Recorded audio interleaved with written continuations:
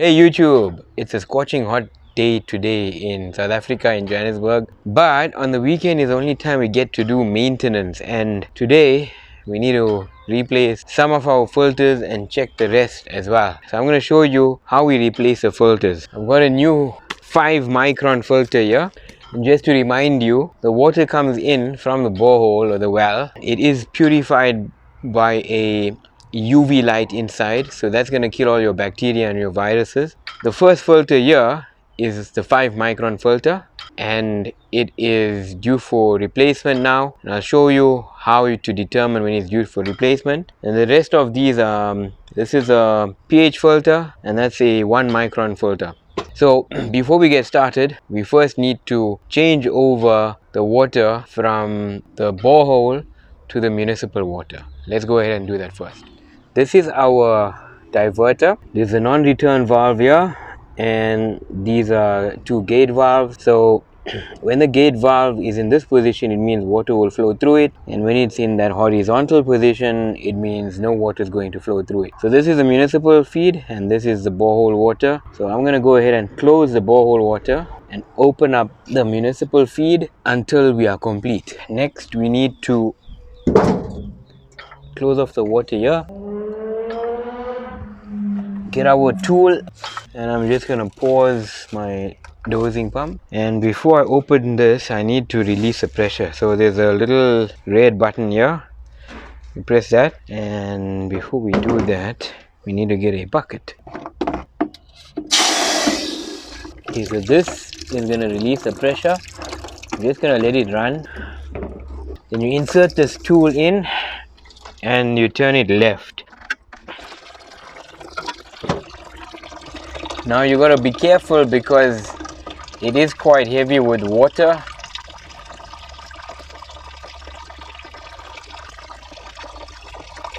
So as it's loosening up, you gotta just support it from the bottom so it doesn't just fall down.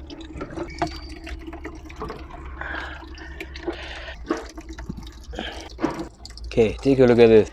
The new one is completely white, and this one is about 3 months old.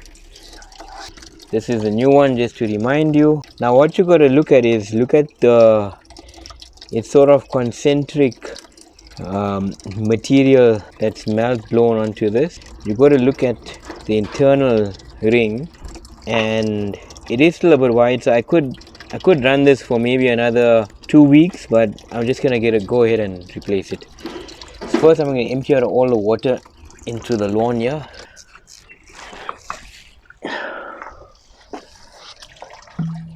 Let's inspect it further. Yeah, this is due for replacement. So let's open up the new one.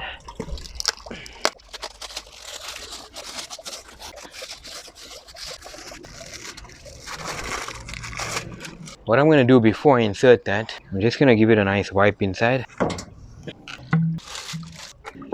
Okay, so there's a bit of a notch inside at the bottom, and you just want to match it up with this, and then you can go ahead and close this up.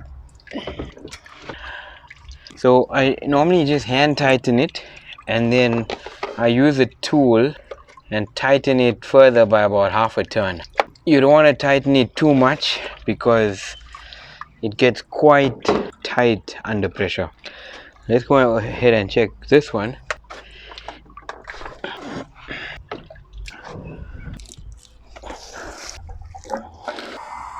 It's releasing pressure.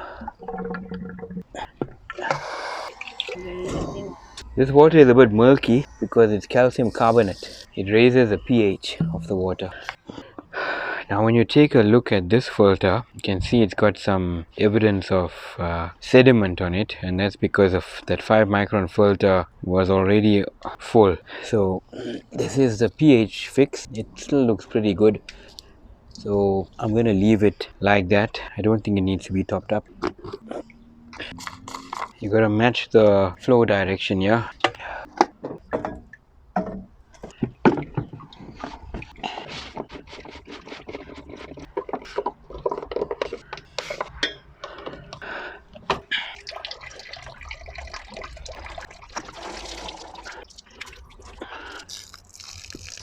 This is a 1 micron filter, and it's torn at the top because it wasn't seated properly when I checked it the last time. So because a 5 micron filter was already full and wasn't filtering effectively, this 1 micron filter was capturing what the 5 micron failed to capture. So it's still good. I just turned it around and I'm gonna put it back.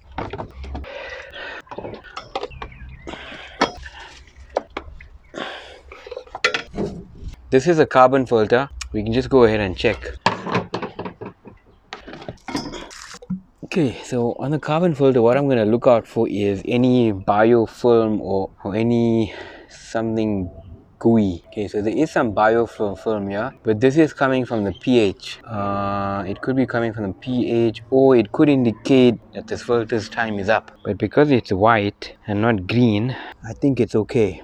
I'm just going to wipe this down and put it back.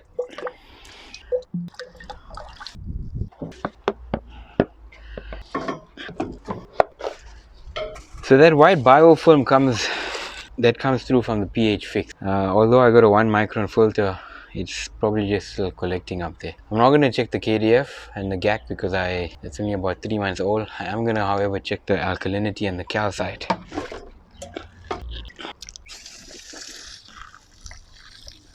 The alkalinity and the calcite is just to treat the water as it flows through it, and this is for corrosive borehole water.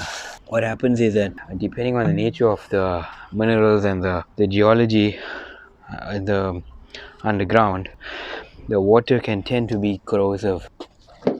So this filter, it actually has 2 compartments. So this is compartment 1, compartment 2, and I've got different media inside here, which you'll see now once I get this filter removed.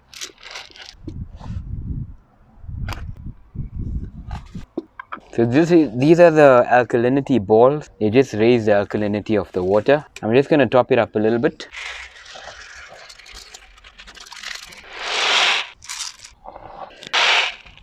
So this was a mission to remove this calcite because it forms like a cement on this thing. But eventually, after prying it with this plastic knife, I managed to get it out. So I'm just gonna top it up a little bit, but as you can see, it's just they're like little stones and the calcium. So this stabilizes the water. Okay, that's it. Thank you for watching. If you found this useful, please subscribe for more videos like this.